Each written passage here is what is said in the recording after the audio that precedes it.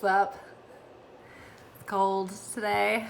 It's not very spring. It's been cloudy. I did get out for a run during the warmer portion early this morning, but it has since gotten chillier, so I'm feeling it's another hot bath kind of day. I'm really looking forward to it.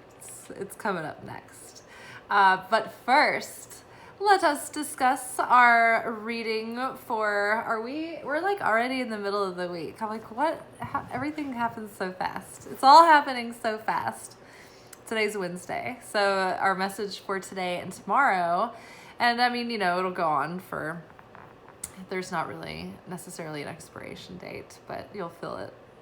So we got sparrow. The birds were really chirping this morning, and it's so funny because sometimes the decks will be like very quiet and subtle and standoffish, and I'll really have to fill them out, and then sometimes I'll just know like which deck I'm gonna choose before it even happens, and then sometimes I even know like which card it's probably gonna be, and it is, just because there's like already like a strong sense of the message coming through. But today it was like I didn't have a strong sense, but it was suddenly like the birds like were chirping at me through the cabinet. And when the birds want to talk, they're pretty determined, and they usually really hit the zeitgeist of the moment. So I never hesitate to listen when they come calling.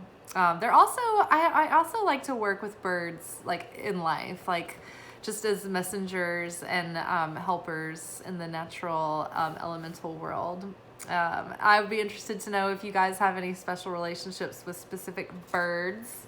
I have a couple myself. I feel like I am a cardinal, but my bird messenger helper, like my familiar, is an owl.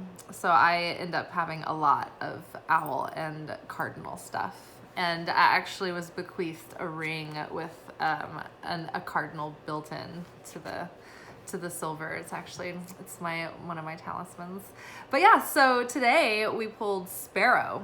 The number on this card is 32. I just had a inkling to tell you that in case it's significant.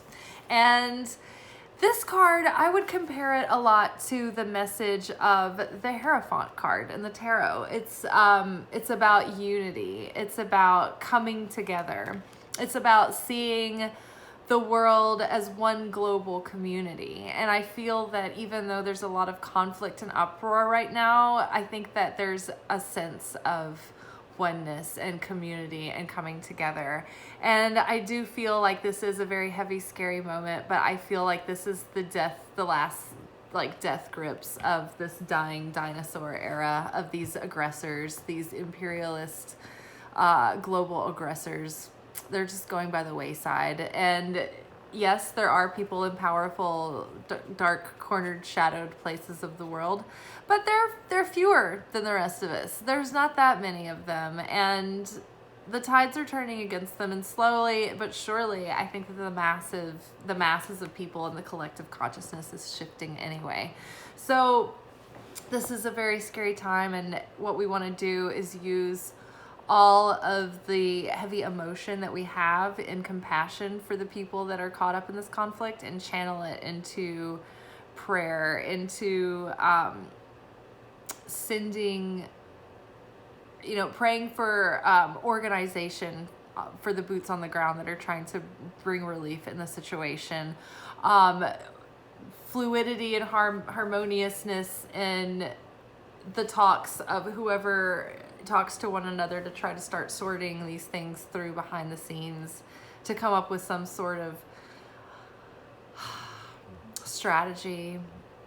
I know that there's probably I'm sure there's probably people on the Russian side too that are wanting to go towards peace. They don't want any of this. So we just want to pray that we can support, the angels will support all of those that are trying to work towards peace and resolution and figuring out how to stop the situation and prevent it from ever spreading further. But we just want to obliterate that darkness and bind it and stop it in its tracks. And so we want to put all that energy that we have that's heavy and anxious and sad, and we want to put it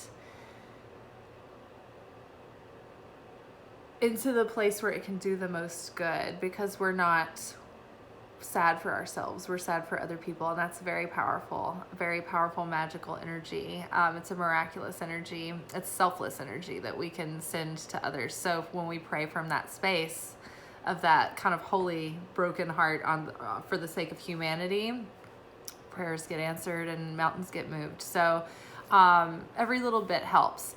And in Kabbalah, we learned that in times where these great evils rise up, with these like dictators and these aggressors and these people in history, like the worst of the worst, this is a moment where, you know, we talk about light and vessel, and, you know, this physical world is a vessel for energy.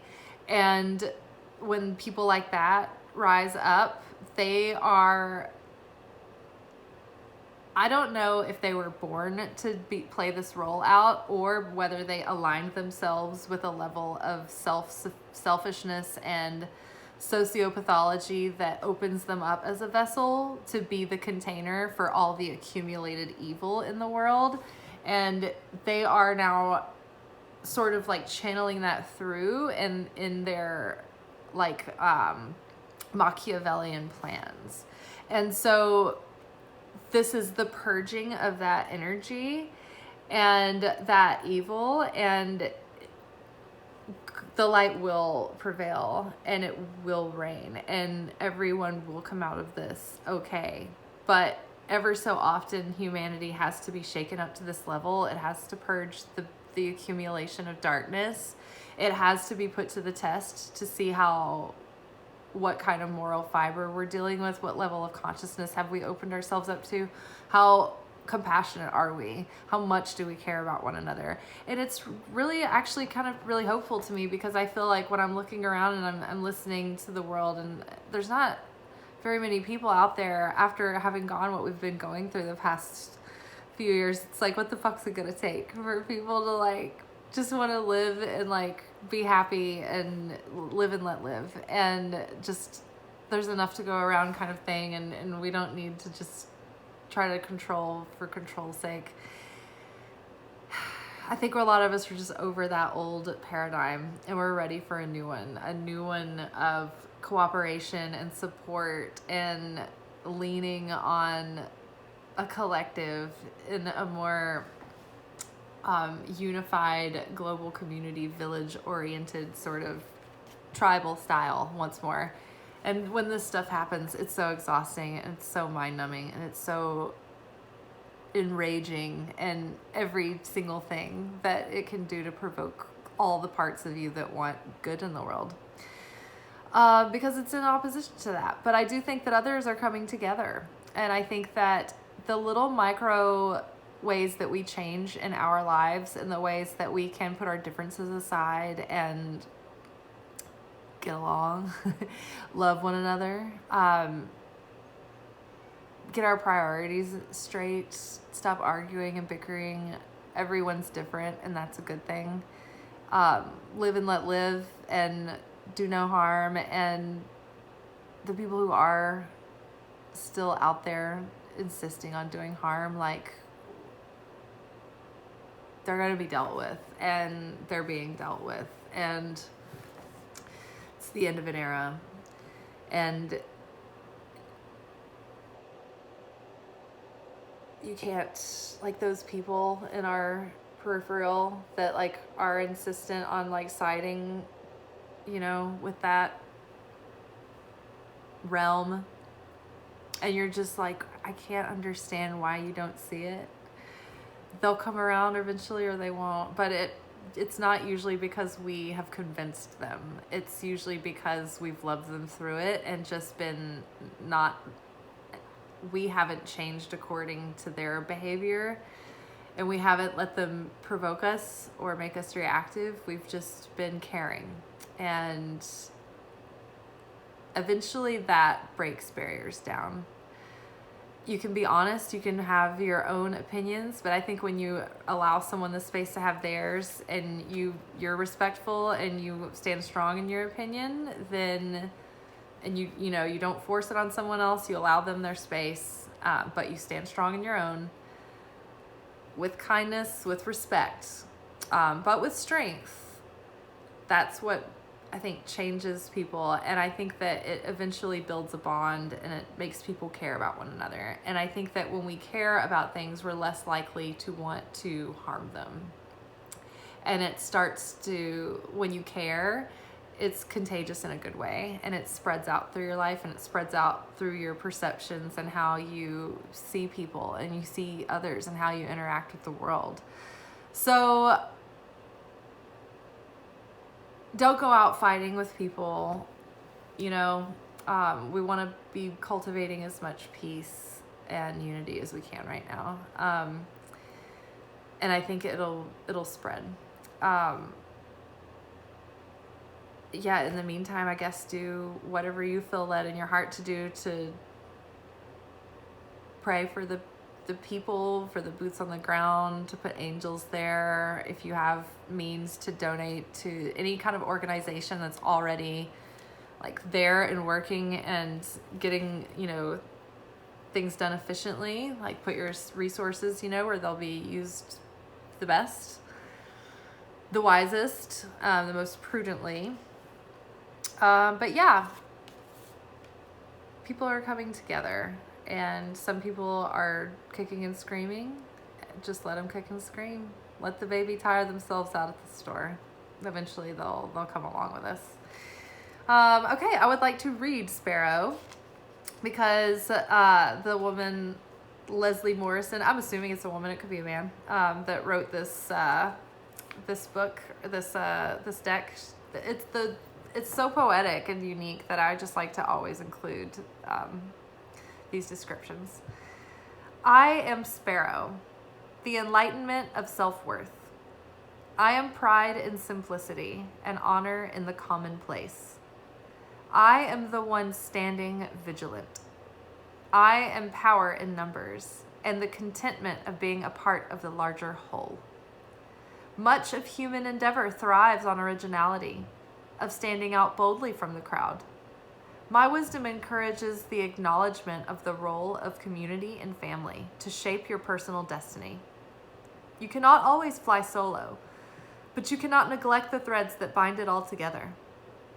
You're approaching a time that will require a group effort and a need to blend in while fostering your imprint on the world. It is a mighty gift to flit about the world unseen, and a greater gift to know that you have flocks behind you if you need them. You need to pull back, regroup, and find the common ground. You are engaging humanity. You are a part of something great. You are open. You are Sparrow. And you are fantastic.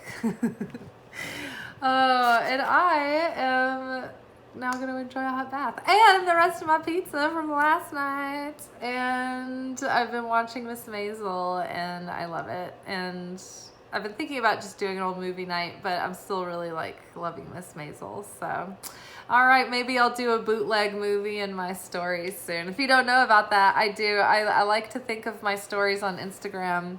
My account on Instagram that I'm most active in is Liz Taylor Magick. It's Liz_Taylor_Magick with a CK. It's my personal account, but that's where I like to play around in my stories, and I pretend that I'm the president of a network, and I gotta pump out programming people. And some nights I'll do bootleg theater where I'll be watching an old movie that I like. And so I'll film some of my favorite scenes, and then I will make hieroglyphic commentary around them with the cartoons and things that are available. And it's become kind of a masterpiece for me. I just really enjoy doing it a lot. And the other people seem to enjoy it too. And so it's just fun. It's good fun. And then another thing that I do with the network is that around holiday times or like special occasions, I'll put on specials. Like, remember when they used to do that like on Channel 5 or like NBC or whatever? Like they would do like telethons, or like, you know, what they do like on New Year's Eve, they'll have performances and things. So I'll put together like an all-star cast, celebrity roster of just shit in a theme that's like thematic, that kind of tells a story of the holiday or whatever it is that I'm doing at the time. But I like to mix up like comedy and actors and actresses and musical acts. It basically is just a collage of shit, but when you see it, you're like, oh yeah, this is kind of an event. It is really funny, but I'm just tired and loopy, and now I'm just like waxing rhapsodic. But yeah, I always forget to talk about what I do, what else I do, and where you can find me and what you should be doing. And where you can put it, and where you can stick this, and where you can tap that. And speaking of, like this video, share, subscribe, comment, save for later. You can hit the notifications and find out when I make new videos, which is most of the time daily. And yeah, follow me over on Instagram, and I always like to hear from you. Let me know if you have any questions or something you want me to talk about. All right, ciao, bellas.